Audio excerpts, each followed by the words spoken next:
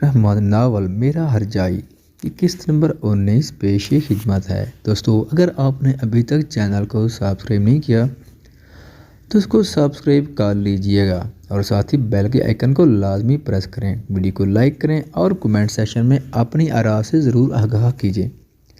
आप मेरे हक में नहीं रही। निस्बत पिछले 1 साल से मैं खामोश रहा, सब बर्दाश्त किया। अब आप मुझे शादी से रोक नहीं सकती। सर, इस वक्त भी ये बीमारी थी और वो खामोश रही, सब कुछ अकेली बर्दाश्त करती रही और मैं क्या करता रहा, उसे सब के सामने बदनाम करता चला गया। क्या सच में मेरी मोहब्बत सिर्फ जिस्मों तक रह चुकी थी? क्या मैंने अपनी बीवी को इस कदर जलील कर दिया था कि वो एक पल मुझे देखना गवारा ना कर सकी? जिस वक्त को डॉक्टर फिर से एक डोज देकर चले गए थे और वो एक ही जगह गुम हो गया अपनी दुनिया में। यहाँ भी कुछ घंटे हो गए थे। मोबाइल बजने की आवाज़ से चौंक उठ रहा था नजीब। जब अपने मोबाइल को साइलेंट पर देखा तो वो यहाँ वहाँ देखने लगा और जब निस्वा के पर्स की जानिब नजर गई, कुछ देर सोचने के बाद नजीब ने मोबाइल निकाल लिया था और जब स्क्रीन पर हुरब का चेहरा नजर आया तो उसके चेहरे पर एक खुशी छाई थी और उसी वक्त आंखों से आंसू जारी होना शुरू हुए। जब मोबाइल पर कॉल पिक करके कान पर लगाया, माँ इतनी जल्दी भूल गई हैं? आप तो हर घंटे बाद कॉल करके मालूम करती हैं मेरा हाल। अब जब शहर से दूर हो तो आप खामोश हैं। नजीब से और बर्दाश्त नहीं हुआ था। कॉल काट कर उसने एक टेक्स्ट लिख दिया था और सेंड करने के बाद मोबाइल ऑफ कर दिया था। उस खामोश रात में उस औरत के पास जाकर बैठा था कि खामोशी ने एक तूफान बर्पा कर दिया था। वहाँ उसके दिमाग में, उसके दिल में, कुछ भी हो जाए निस्वा, नजीब आफंदी, आप मुझे छोड़कर नहीं जा सकती। मैं कभी ऐसे नहीं होने दूंगा, कभी भी नहीं। दुनिया के बेस्ट से बेस्ट डॉक्टर को दिखाएंगे, सब कुछ निछावर कर दूंगा। आप निस्वा अपनी सांसें भी सब कुछ निछावर कर दूंगा। आप पर निस्वा अपनी सांसें भी, जो आपने मुझे छोड़कर मेरे साथ किया वो मैं अपने बच्चों के साथ नहीं होने दूंगा। आप सदा सलामत रहेगी उनके सिरों पर। सर, सिक्योरिटी गार्ड बहुत गुस्से में 1 मिनट बाहर आए। नजीब जैसे रूम से बाहर निकला था वो सबकी गन नजीब पर थी। अगर हम चुप हैं और मनान सर का कुछ नहीं बताया तो सिर्फ और सिर्फ निस्बा मैडम की वजह से। अगर फिर से हमें खरीदने की कोशिश की तो आपसे बात हमने मनान साहब से करेंगे। मैं बस रिक्वेस्ट कर रहा हूँ, प्लीज़ अभी मनान को कोई इन्फॉर्मेशन ना देना। मैं नहीं चाहता वो बदगुमा हो या परेशान हो। बेफिक्र है निस्बा मैडम के हुक्म के बाद ही हम फ़ोन करेंगे। हमसे कुछ टका छुपा नहीं है मिस्टर नजीब। वो नजीब अफंदी है मिस निस्वा, वो रिश्तों से आ रही मोहब्बत से बागी शख्स सिर्फ जिस्मों की भूख रखता है। वो तुम्हें सिर्फ होटल रूम तक महदूद रखेगा और वापस पलट कर अपनी बीवी के पास जाएगा, यानी मेरे पास आएगा। पहले तो शाक हुई थी, फिर उसने ठीक तरह आंखें खोलकर इर्द गिर्द का माहौल देखा था और जब खुद को ओवर साइज टी शर्ट और जीन्स में देखा तो वो शर्मिंदा हुई थी। पर अमारा की बातें सुनकर उसके दर्द सर जैसे वापस आ गई हो। वो अमारा के चेहरे पर जलन देखकर एकदम से हंसी दी। तुम्हें लगता है वो मेरे पीछे महज जिस्म की हवस बुझाने के लिए आते हैं? नजीब अफंदी, मेरे हाथों पर किसी कठपुतली से काम नहीं, इसलिए डरो अपने अंजाम से। अगर मुझ में बदले की आग जागे तो तुम लोगों की ये अकड़ खाक में मिल जाएगी और तुम्हें समझ आ जाएगी कि तुम्हारे शोहर नामदार मेरे पीछे किस लिए आता है। तुम्हारी खुश फहमी है निस्बा, वो अब वो नजीब नहीं रहा जो तुम्हारे पीछे पीछे भागे। अब उसकी अपनी ज़िंदगी है, उसके बच्चे हैं, उसकी जान है। उफ अमर हनी, मुझे एक नए चैलेंज की बू आ रही है तुम्हारे लहजे में। चैलेंज ही समझ लो निस्बा, पिछले कुछ सालों से इतने चैलेंज एक्सेप्ट किए और देने वालों को मुंह की खानी पड़ी। देखेंगे, ओके देख लेना।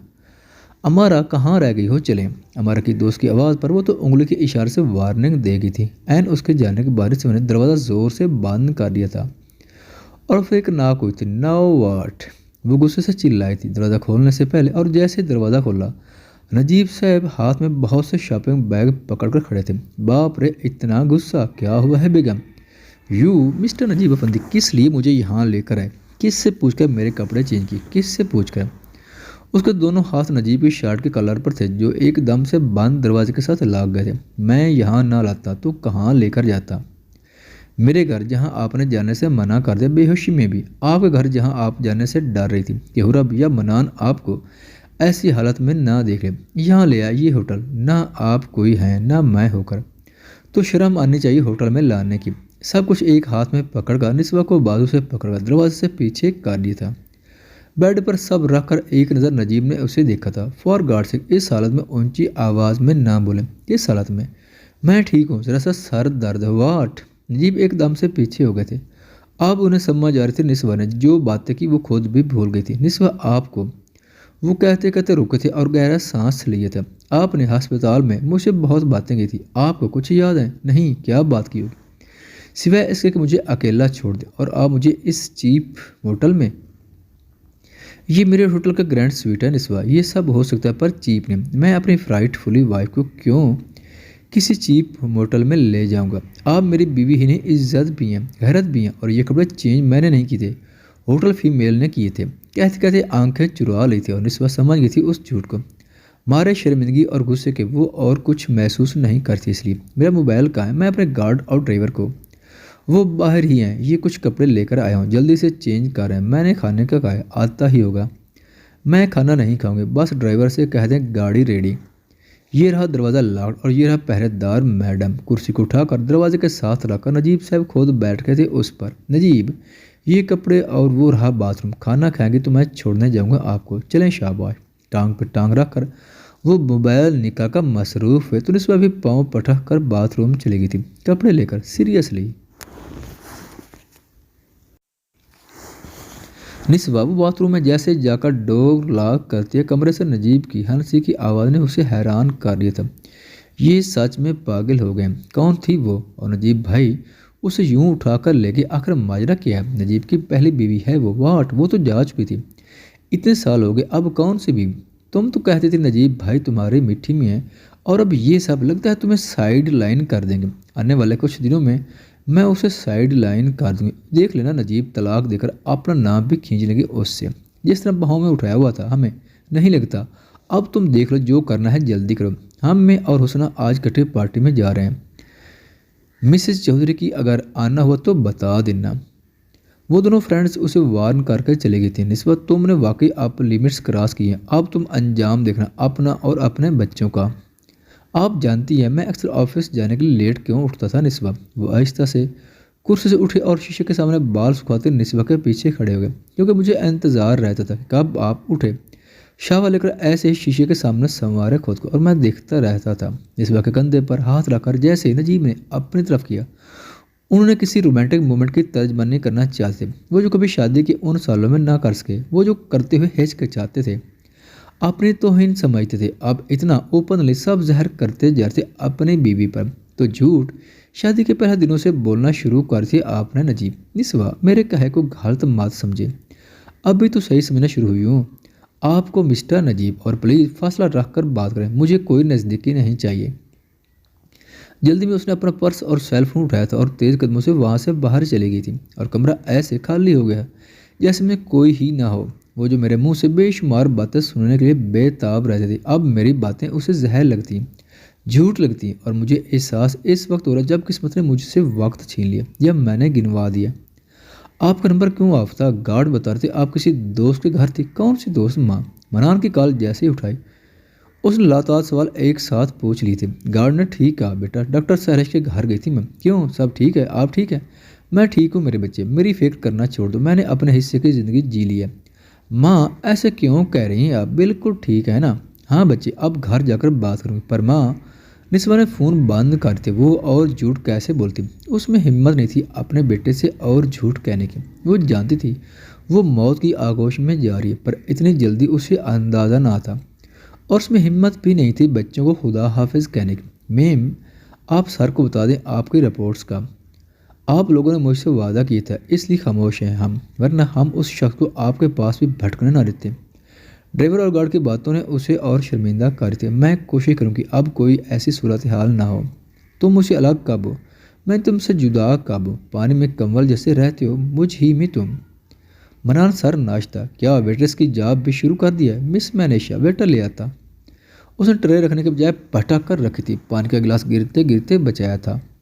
मनान ने और अपने असिस्टेंट को एक नज़र देखा था, बाकी टेबल की तरफ लोगों को देखते हुए। अब मैंने क्या कह दिया मैनेशा? वो बिल्कुल नॉर्मल बिहेव करने की कोशिश कर रहा था मनीषा के साथ पिछले कुछ दिनों से, और मनीषा इतना ही नखरे दिखा रही थी। कह तो ऐसे ना जैसे पहली बार मैं आपके पर्सनल काम कर रही हूँ। अपने मंगेतर के साथ जिस पार्टी में जाना हो बतौर सर्वेंट मुझे ही ले जाते हैं। अब 10 लोगों के सामने मेरा नाश्ता लाना आपको बुरा लग रहा है?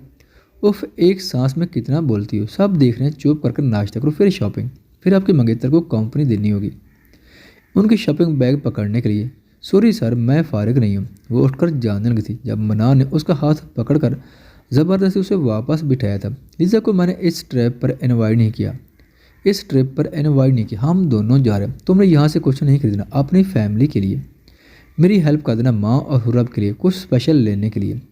वो इनकार करना चाहती थी पर वो निस्वा का सोच कर चुप हो गई। वो निस्वा के इल्तिजा पर मनान के करीब जाना चाहती थी, पर लीज़ा और मनान के नज़दीकियों ने उसके दिल में इस भ्रम को भी चिकना चूर कर दिया था, और वो मनान के हर फेवर को उसके मुंह पर इंसल्ट करने लगी थी। मगर अब मनान का ये नरम लहजा उसके वाल्स को तोड़ रहा था जो उसने अपने दिल के करीब बना दिए थे। मुंह खोलो। मनीषा को अपने सोचों में गुम देखे मनान ने जैसे सैंडविच का पीस उसकी तरफ बढ़ाया। उसने थोड़ा सा मुंह खोला था। होश गिनवाना यही चाहता है, जान से जानना यही चाहता है। ऐसे क्या देख रही हैं मिस मनीषा, कितने रूप हैं आपके मनान, मुझे किस रूप को सच मानकर पीछे हो जाना चाहिए? मनान के हाथ में अभी भी उसका हाथ था। इस लड़की की बात सुनकर उसने बेसाख्ता उसकी आंखें भरी हुई थी। तुम्हें जो रूप अच्छा लगता है मेरा? अपना दूसरा हाथ भी मनीषा के हाथ पर रखकर पूछा था। वो खो गया था मनीषा की आंखों में। वो एक पल जिसने कैद कर लिया मनान के दिलो दिमाग को। तुम तब से यहाँ इंतज़ार कर रहे हो, पर क्यों? क्यों? चाय पर ले जाना था आपको, मुझे नहीं जाना, मेरी फ़्लाइट है 12 बजे। ओके, अभी 4 घंटे हैं। होप ऑन डॉक्टर हुरब, मिस्टर शुहाब, सब देख रहे हैं। एक कप चाय में किया जाता है,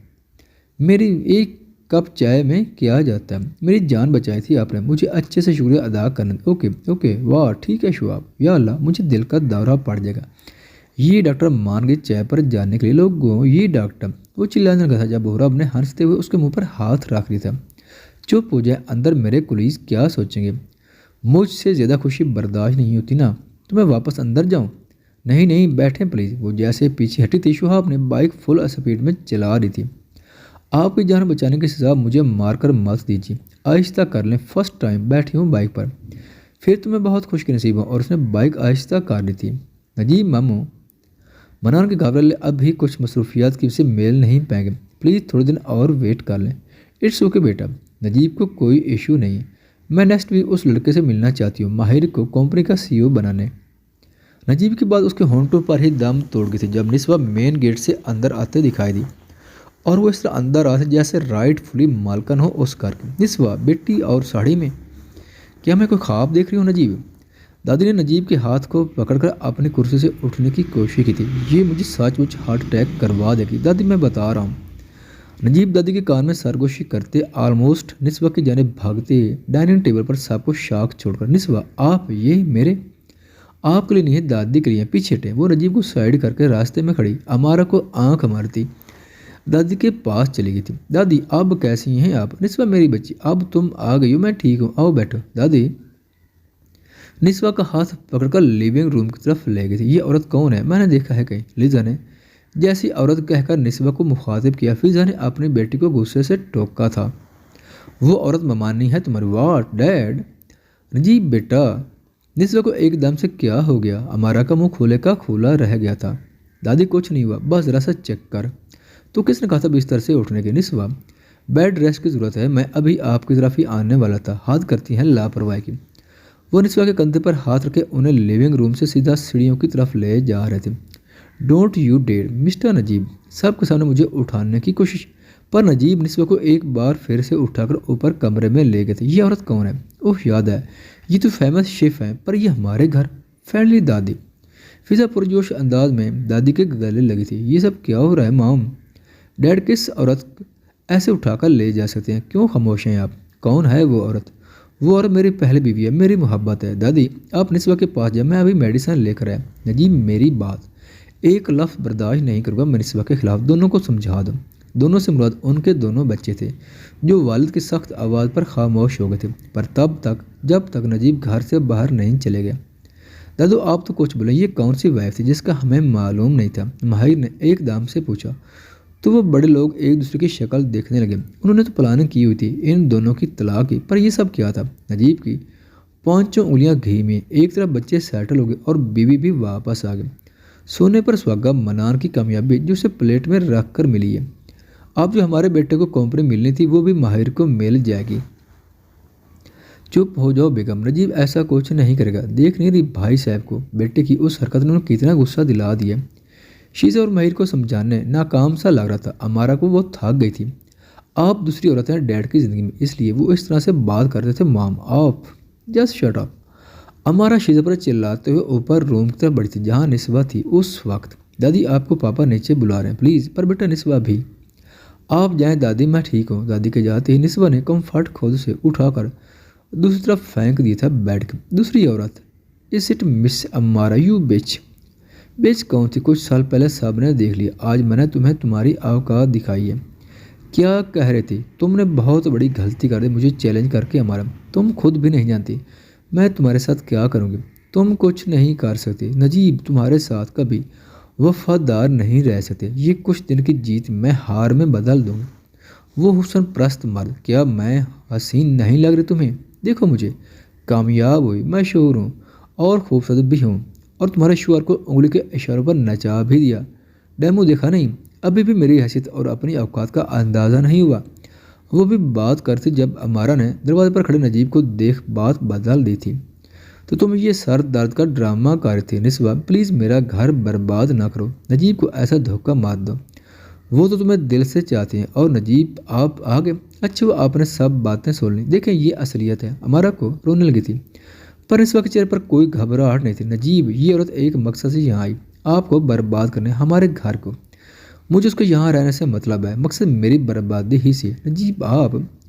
अमारा दोबारा हमारे बेडरूम में बिना इज्जत के माता ना, और निस्बा के करीब बिल्कुल नहीं। नजीब आप इस औरत की वजह से मेरी माँ को बेइज्जत नहीं कर सकते। डैड अभी निकालें बाहर ये। नजीब ने थप्पड़ मारते ही कॉलर से पकड़ा था माहिर को और निस्बा के सामने ले आया था। ये औरत बीवी है मेरी, डैम इट, वाइफ है मेरी। अगर मैं यहाँ से अपनी ज़िंदगी से किसी को निकालूंगा तो वो तुम्हारी माँ होगी, निस्बा नहीं। अब निकल जाओ इस कमरे से, आउट।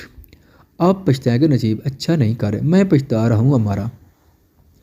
तुमसे शादी करके अमारा का हाथ पकड़कर रूम से बाहर ले गए थे, और जब रूम के बाहर चिल्लाने की आवाज़ें आना शुरू हुई तो निस्बा सर पकड़े बेड पर बैठ गई थी। कुछ और मिनट शोर शराबा हुआ और थम गया, और जब नजीब साहब रूम में दाखिल हुए तो निस्बा के सामने घुटनों के बाल बैठ गए थे। वो आज हर मौका मिलने पर निस्बा को शाख पर शाख दे रहे थे। मुझे मालूम नहीं था मेरी निस्बा अमारा को नीचा दिखाने के लिए ये सब। धोखा खाकर ऐसे ही लगता है जैसे आपको लग रहा है नजीब, पर मैं शर्मिंदा नहीं। आपकी दूसरी लाडली बीवी को ये बावर करवाना ज़रूरी था। अब मैं चलती हूँ, प्लीज़ स्टे, कुछ पल ठहर जाओ, फिर मैं खुद छोड़ आऊँगा निस्बा आपको। निस्बा के हाथों को होंठों से लगाया वो पास बैठ के थे। किसी को मालूम नहीं था मेरा मनान की भी कोई पहचान नहीं होगी इस घर की नई नस्ल में। नजीब नजरें चुरा थे निस्बा के सवाल पर। आपको याद है नजीब, जब आखिरी बार साथ थे यहाँ इस कमरे में, हमारे बेडरूम में, और आप ऐसे मेरे साथ नहीं, मेरे सामने खड़े मुझे अपनी दूसरी शादी का हतमी फैसला सुनवा रहे थे। निस्बा मुकाफात अमल। नजीब कभी सोचा नहीं था वो शोहर नामदार जो जवानी में दूसरी शादी के लिए इतना तड़प रहा था अब इस तरह पास बैठा है। निस्बा एक बार मुझे माफ़ नहीं कर सकती, बस एक बार। वो बीवी शायद माफ़ कर दे, पर वो माँ नहीं कर सकती जिसका बचपन छिन गया, जिसकी जवानी मेहनत में गुजर गई। कितनी बार दिल में मलाल आता था कि उस खानदान का चश्मो चिराग अगर बाप की आगोश में पलता तो फूलों की तरह रहता, जैसे आपके बाकी औलाद रहे, जैसे इस खानदान के बाकी बच्चे रहे। निस्बा बस कर जाए प्लीज़। निस्बा के आंसू साफ करते तो फिर आंखें भर जाती उसकी। शायद ये नसीब था मेरे बच्चों का बाप की मोहब्बत के बगैर जीने का, और अब यही सज़ा आपकी होगी नजीब, हमारे बगैर ज़िंदगी गुजारना, क्योंकि ना मैं वापस पलट कर आऊँगी और ना ही मेरे बच्चे। इतनी बड़ी सज़ा मत सुना मुझे, मैंने इतने साल आपके बगैर रह कर देख लिया। ज़िंदगी कोरे कागज़ के सिवा कुछ ना थी। वही ये सूरतें अपनी, वही मैं हूँ, वही तुम, मगर खोया हुआ हूँ मैं, मगर तुम भी कहीं गुम हो, और मेरी ज़िंदगी आपके साथ कोरे कागज़ जैसी है। निस्बा ने खुद को जुदा कर लिए थे ये अल्फाज कहकर जिन्होंने घायल कर थे नजीब आफंदी को। वक्त का पहिया इतने सालों के बाद उसी पटड़ी पर ले आया था उन मियाँ बीवी की ज़िंदगी को। कुछ साल पहले शोहर एक अलग दुनिया में मगन होकर अपना रिश्ता ख़राब कर चुका था, और आज जब वो इस रिश्ते की कदर को जान गए तो उसके पास वापस आने को तैयार नहीं था। वो एक रिश्ता मोहब्बत में दगा की थी। सौ काफिर थे, सौ काफिर हैं, मिली हैं मंजिलें फिर भी मुसाफिर थे, मुसाफिर हैं। मैं इंतज़ार करूंगा लेकिन अब हमारे बच्चों को मनाकर फिर आपको मनाऊंगा, ये मेरा वादा है। तेरे दिल के निकाले हम कहाँ भटके कहाँ पहुँचे, मगर भटके तो याद आया भटकना भी ज़रूरी था, मोहब्बत भी ज़रूरी थी, बिछड़ना भी ज़रूरी था, तेरी आंखों के दरिया का उतरना भी ज़रूरी था। एक माह बाद मिस्टर मनान, मेरे गिरबान पकड़ने से कुछ नहीं होगा, पहले अंदर देख ले, मैं झूठ बोल रहा हूँ या आपकी माँ। बस टॉड। मना ने उसे मुक्का मारते ही अपने गान निकाल, जब उसके गार्ड जल्दी से उन दोनों को पीछे करने में कामयाब हुई थी। मिस सर, हम उसे देख लेंगे, आप अंदर जाएं, क्या पता मैम की जान को खतरा हो। और वो जल्दी से अंदर की जाने बढ़ाता। आज अपने ही घर में दाखिल होते हुए मनान को घबराहट हो रही थी, और वो जैसे ही दाखिल हुआ, अंदर का मंजर उसके तन बदन में से आग लगा चुका था। उसने एक ही लफ्ज़ पुकारा था, आपका दिमाग ठीक है नजीब? हुरब अभी हॉस्पिटल नहीं गई, मनान किसी भी वक्त आ सकता है। खुदा के लिए मेरी मुश्किलात और मत बढ़ाएं, मैं बस डॉक्टर की प्रेस्क्राइब्ड मेडिसिन लेकर आया हूँ, जब तक नहीं कहा कि मैं नहीं जाऊँगा। और ब्लड टेस्ट के लिए ब्लड चाहिए। सुरंज देकर वो 10 कदम पीछे हो गई थी नजीब से। वाट द हेल, मैं बिल्कुल ठीक हूँ, किस डॉक्टर की अद्वियत खिला रहे हैं और कौन से टेस्ट? मैं परफेक्ट, ब्लड देने में और दवाई खाने में कोई हर्ज नहीं। आपका क्या पता मुझे जहर दे दें। और निस्वा इतना बुरा सोचती है मुझे लेकर, मैं जहर दूंगा। निस्वा के कंधे पर हाथ रखे उन्होंने जैसे अपने करीब से नजीब के सीने पर हाथ रखे। उसने वो फैसला रखने की कोशिश की थी, निस्वा मैंने कभी आपका बुरा नहीं चाहा, इसलिए इस मुलाजमा को मना कर कि मुझे और मेरे बेटे को घर में पनाह ना दे, वरना आप उसे निकाल देंगे नौकरी से। और वो ट्रेन कितने घंटे लेट करवाई थी नजीब, आपको कैसे मालूम? आपकी बीवी बनकर 4 साल आपके साथ गुजारे नजीब, इन सालों में इतना तो समझ गई थी। नजीब ने आंखें बंद कर निस्वा के माथे पर अपना सर रख दी थे और कहते हैं कि मैं बुरा नहीं चाहता था, आपने कुछ अच्छा भी नहीं चाहता हमारा। I am sorry Niswa, I am sorry. Niswa की आंखों के आंसू चूमते हुए माथे पर जैसे ही बहुत सारी थी, दरवाज़ा खोलने पर एक आवाज़ ने उन दोनों को एक झटके से अलग कर दिया था। और मनान की आंखों में बेयकीनी ने निस्वा के जिस्म को जैसे बेजान कर दिया। ओह, तो यहाँ ये चल रहा है मनान? ऐसा कुछ नहीं है, कुछ भी नहीं है, नजीब अभी आए, मैं अकेली थी। मनान बेटा। मनान ने हाथ झटक दी थी निस्वा का। अकेला तो मैं रह गया ना माँ, क्या मिला मुझे? पहले बाप ने धुतकार दिया, फिर माँ ने धोखा दे दिया। क्यों किया आपने ऐसा मेरे साथ? जब उस शख्स के साथ रहना था तो क्यों इतने साल नफरत करने का ड्रामा किया? क्यों? मनान मेरी बात सुन लो। नहीं, आप मुझे जवाब दें, क्यों इतना बड़ा झूठ बोला मेरे पीछे? आप मिलती रहीं, बीवी बनकर रहती रहीं और मैं वहाँ परेशान होता रहा। बेटा एक बार अपनी माँ की बात सुन लो। नजीब का बाजू झटक दिया था उसने। हाथ मत लगाइए, मुझे घिन आती है आपके छूने से भी। मिस्टर नजीब औफंदी, क्यों आए आप हमारी जिंदगी? मेरी माँ को भी छीन लिया। देखें, धोखा दे रही थी मुझे, झूठ बोल रही थी, जिनकी एक मुस्कुराहट के लिए मैंने अपने हस्ती मिटा डाले। क्यों माँ? उसके आंसू से भरे चेहरे ने निस्वा को और भी कमज़ोर बना रही थी। उसकी ममता उसे मजबूर कर थी, वो अपनी बीमारी का पता बता दे, अपनी हर मजबूरी खोल कर रख दे अपने बेटे के सामने। पर उसमें हिम्मत नहीं थी। मुझे पैदा क्यों किया आपने? अगर मैं इतनी बड़ी गलती था आप दोनों की तो। निस्वा का हाथ उठ गया था और मनान अभी अपनी गन निकाल ली थी। नहीं मनान बेटा, वो काम ना करना जो वो कहते हुए नजीब की ढाल बन थी, जिस पर मनान की आंखें फिर से बाहर आई थी। बेफिक्र रहें, आपके सुहाग को मैं कुछ नहीं करूँगा। ये मैं आप दोनों की गलती ख़त्म करने जा रहा हूँ। सारे फसाद की जड़ माहिरा आपका ये बेटा, जिससे आपके शुअर को नफरत ही रही। आप जो छुप छुप कर मिलती थी, मेरे मरने के बाद आपको छुप कर मिलने की नौबत नहीं आएगी माँ, और आप वो किसी को नहीं देगी जो आपको मिला धोखा। मैं नहीं चाहता अपने हर जाई के पीछे आप किसी की हर जाई बन जाए। उसने गन खुद पर तान दी थी। नजीब आफदी, मैं हारा नहीं हूँ आपसे, मेरी जीत छीन ली है आपने।